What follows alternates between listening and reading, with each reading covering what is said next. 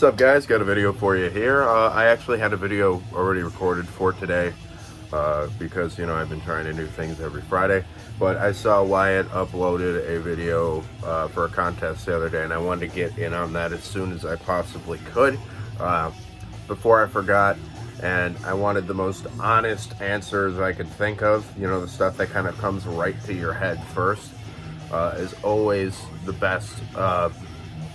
Because it's your knee-jerk reaction. It's the most natural. So I got a mix of CDs and vinyl to show today, and an entry to Wyatt's contest for the Bethlehem box set.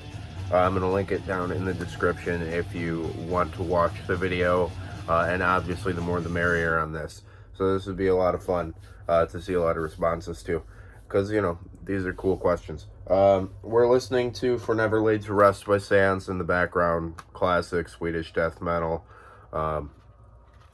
Great record. I've been on a Swedish kick lately, which is weird because I usually prefer the American death metal, and my favorite's always Finnish death metal. It's the best, but there's just something about it that's just been hitting the feels lately.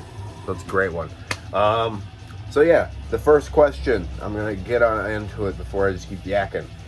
What got you into collecting records? So I went on vacation with my parents when I was like 13 or 14, probably like 14 maybe.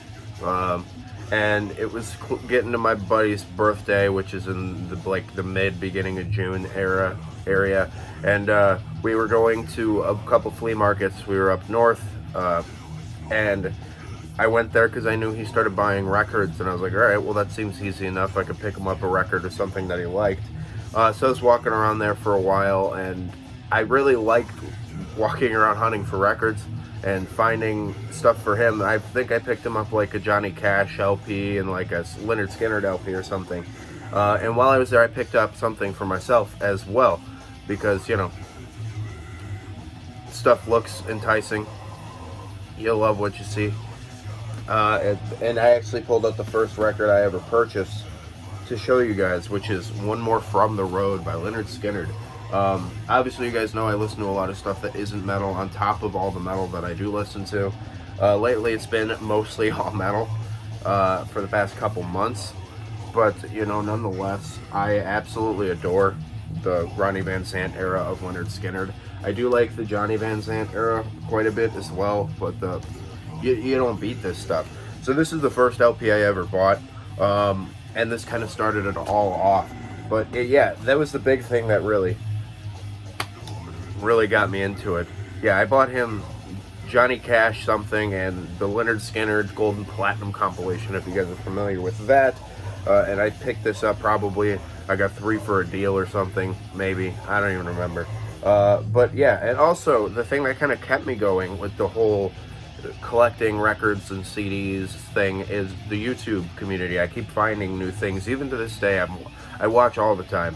I don't watch TV because I basically only watch YouTube. And it keeps me wanting to continue to collect, beside the fact that I love what I get. I buy everything to listen to.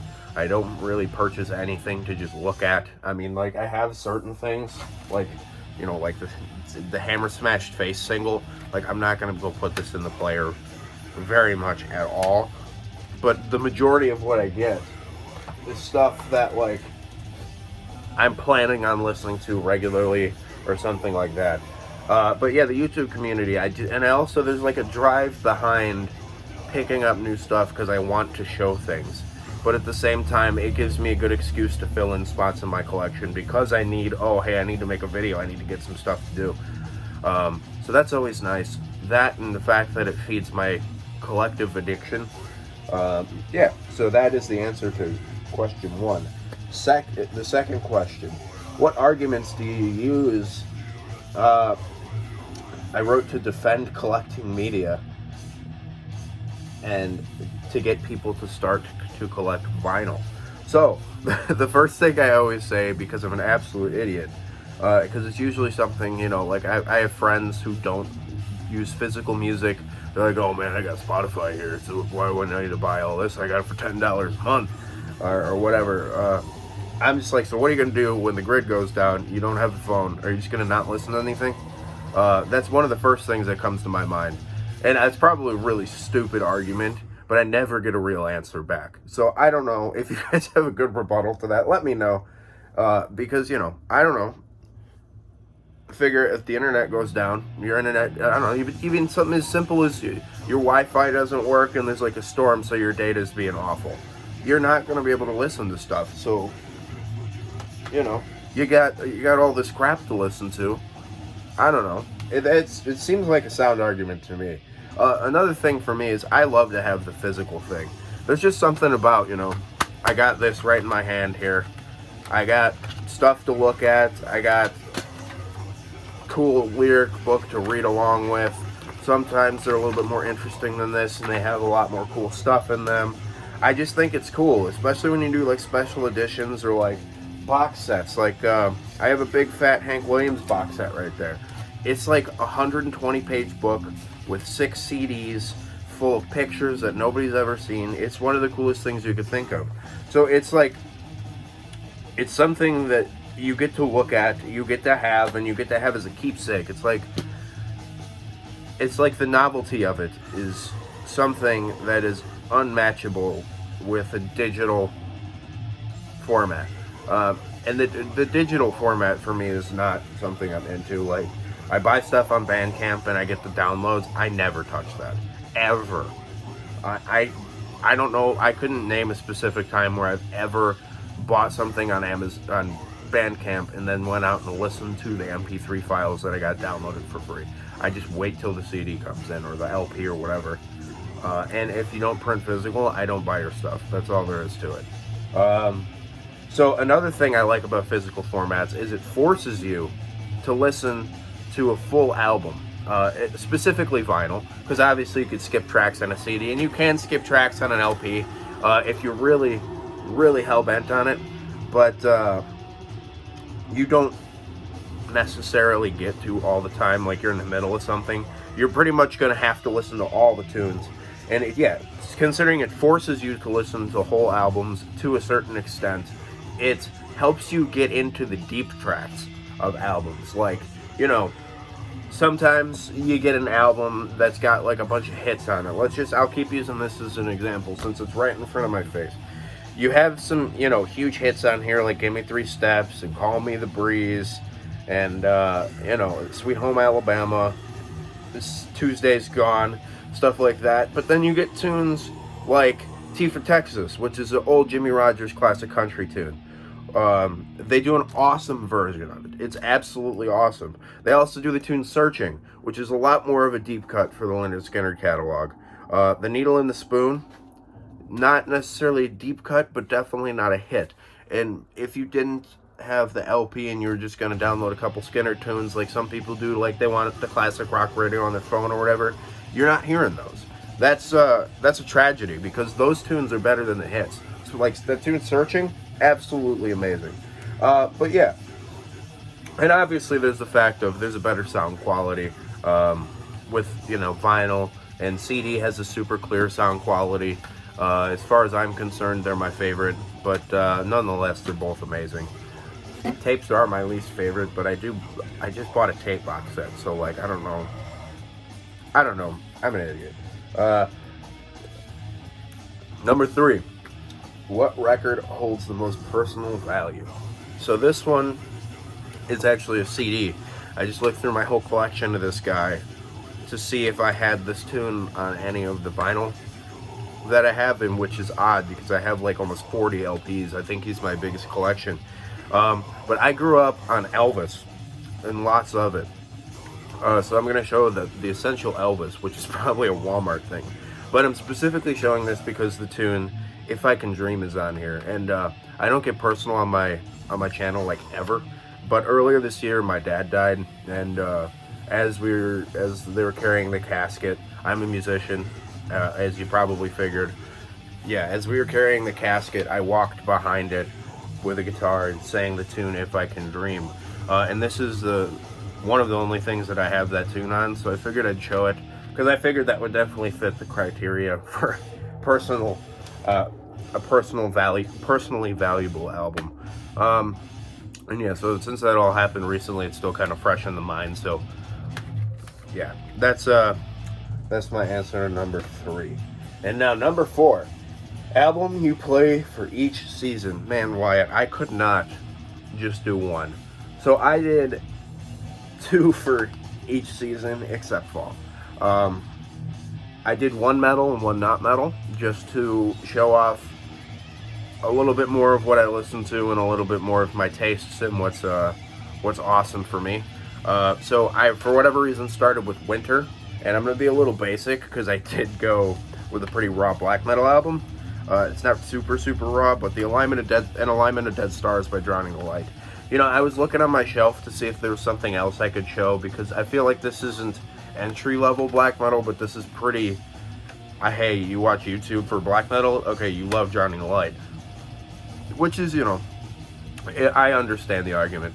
But for whatever reason, the first time I ever heard this, I remember driving towards my college from here, and where I live is all like farm fields and woods and stuff. It's starting to get a little civilized, but beyond that, and I just remember looking in the distance at snow falling with a bunch of trees, and every, you know, black metal cliche came into my brain at once. And this is just a great album, man. Especially tunes like Drag to an Ocean Grave. It's got like a real punky feel to it. It might be one of my favorite Drowning the Light tunes. But yeah, this is a classic. And the next one that's not metal that I chose for my winter playlist is the late great Townes Van Zandt. Townes Van Zandt is my favorite songwriter of all time. I own all of his full-length albums. I have almost all of his releases. There's a couple like compilations and stuff I need to get a hold of, and then I quite literally have everything he's ever recorded that's been released, at least. And the thing about this one is it's a somber sorrow, which is a redundant statement, to this whole album. It's just absolutely wonderful. It's got such a great light feeling, but at the same time it has a heavy style. The style of his songwriting is so deep, and it's such a well put together poetic display of lyrical capability, on top of the somber classic style of old country and traditional folk music. And it just really fits with kind of the airy, ice cold, dark atmospheric quality of the winter months here in northern Illinois, border with Wisconsin. So Townes Van Zandt's another winter awesome one for me. Alright, so springtime. Springtime is when things come back to life. And there are a few things that are more lively than thrash metal. So I chose Lost Society's Fast Loud Death. One of my favorite metal bands ever. I don't know if this is my favorite album or not, but this has definitely got a lot of my favorite tracks on it. I know this album disturbingly well, and so basically this is something that I was obsessed with when I was younger. I have all 3 of their full lengths that are worth listening to. Hang on one sec, my CD is being a jerk. It's skipping, man. That's concerning. Alright, sorry about that. But yeah, Fast Loud Death is an absolute gem of a full-length thrash metal album. And my spring non-metal listening is the self-titled Marshall Tucker Band album. Marshall Tucker Band is a kind of country rock, southern rock band from, I think it's North Carolina. It's either North or South Carolina. But look at these boys. You're going to try to tell me these guys don't make awesome music? Just look at their band photo. It'll prove you wrong. But you know, this is another lively, classic, fun rock and roll record with a lot of more triumphant atmospheres. It's got some great tunes on it. I mean, I could just quite literally name the whole thing, but my favorite tunes on here are Losing You, My Jesus Told Me So, A.B. Song, and Hillbilly Band. Ramblin's a great tune too. This is kind of like the apex chicken picking when it comes to a rock and roll band. It's a great album. Look at the cover, man. That's a great cover too. Yeah, there's just something fun about it, and it fits the springtime well. I think this whole kind of dawn cover look really fits the feel of spring. Summer. I don't have this on LP, so I got to show the CD. Butchered at Birth. There's just something about it being 90 degrees and just driving down country roads at like the middle of the day, blasting some nasty death metal, and there are none the nastier than Butchered at Birth. This is my favorite Cannibal album. What can I say? Everybody should have heard this by now, so I can't really say all that much about it. But yeah, Cannibal Corpse is a summer album for me. And then, the non-metal, I do have an LP. This is Nothing Fancy by Lynyrd Skynyrd. Skynyrd keeps appearing for whatever reason. This is my favorite album of theirs. Again, like I said, I am a sucker for all of the Ronnie Van Zant era. Yeah, it's their third full-length after the second helping, right before Give Me Back My Bullets. But this has all the greatest tunes on there, man. Like, The Cheatin' Woman's on here. Railroad Song's on here. I'm a Country Boy's a fun riff. Am I Losing is a heavy tune. Made in the Shades is really, really awesome. Kind of like,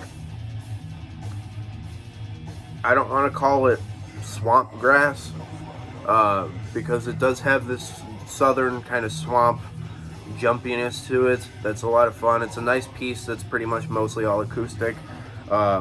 There's a little bit of like kick drum hitting and stuff like that, but for the most part it's like it's a bluegrass band, but it's not played like bluegrass. It's fun. And the tune Whiskey Rock-a-Roller's on here. It's great. When you hear them do it live, they do the demo version, which is on that collectible CD that I showed a little while ago, I believe. It's cool. Yeah, Billy Powell does these awesome kind of honky-tonk piano leads. It's just a great album. And then my 3 albums I picked for fall because I have no self-control. The first metal album that I picked was Pale Folklore by Agalloch.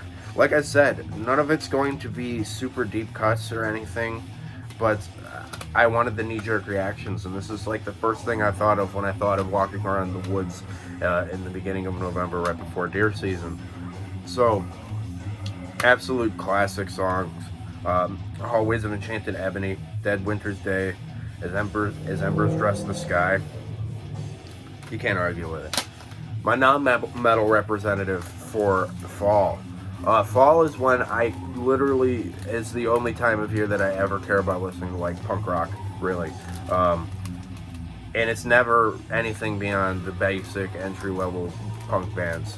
So I chose, instead of the Misfits, like I definitely thought of, I chose the Ramones, self-titled. You gotta love it, man. This is just classic fun tunes. Beyond catchy, man. But some of the coolest stuff. Now I Want to Sniff Some Blues on here, which is a funny tune. Chainsaw's a great tune. Loudmouth, Havana Affair, 53rd and 3rd, Today Your Love, Tomorrow the World. It's just a classic punk record. There's nothing to not love about this. It's basic, it's easily accessible, it's catchy. It's just, there's nothing to not love about it. And then the last one, because I had to get a representative for the Halloween time. By the way, I wanted to show a bunch of stuff for a Halloween video, or for a Halloween themed part because of fall. This is the hardest one to narrow it down. That's why there's 3. I also wanted to do Death Penalty by Witchfinder General because it's a huge one for me in the fall. But I chose Acid Witch's Evil Sound Screamers. This is the best Acid Witch, in my opinion. These guys have aged incredibly well. As awesome as Witchtanic Hallucinations is, these vocals are way better. Slasher Dave's vocals are just super awesome. My favorite tune on here, Mr. Beastle. Mutilation Mansion's great. Nightmare is in a damaged brain. Hard Rock Halloween, Cheap Gore. It's just, you guys know Acid Witch's shtick. They're really campy, really fun, doomish metal. How do you argue with it? Yeah, I don't have the LP. I'll get that soon because I do see that it's on some kind of special at Hell's Headbangers. I think it's like 5 of them for like $60, 5 LPs for $60. So that's a steal. So yeah, that'd be good. And Wyatt, thank you for proposing this idea for all of us. Have a good one. Keep it greasy, guys.